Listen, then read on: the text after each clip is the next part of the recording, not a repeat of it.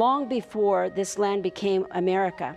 The land was inhabited by many tribes across Canada, the United States as we know it today, and down into Mexico.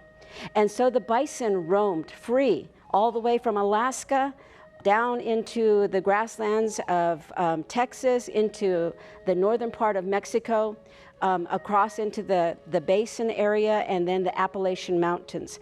So throughout Canada down into Mexico, you have these places that are known. They have found the bones and the debris of bison that have gone over the cliffs. I know that kind of sounds a little bit harsh, but at that time, that was their only means of killing a large group. When they found a cliff, they would go ahead and stack rocks, almost like an airport would line the runway with lights so that the pilot would know exactly where to put the plane. That was pretty much what happened on the flatlands leading up to the edge of the cliff. They would have either rocks stacked in rows on each side, so that the runner would take the herd right in between those rocks over the cliff. Most of the tribes chose a runner.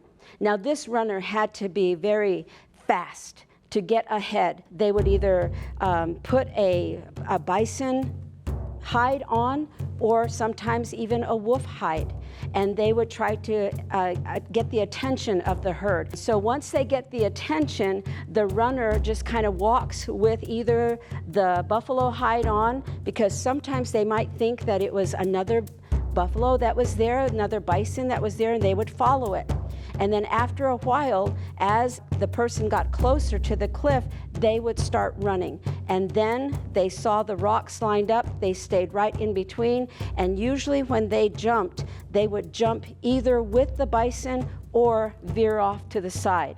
Most of the time they found a cliff that had a ledge underneath, and as they jumped with the bison, the runner would land on that cliff or that little ledge underneath and scoot themselves all the way back as those beasts, the big huge mammals, went overhead down below. And down below were the people waiting, and then the butchering would begin.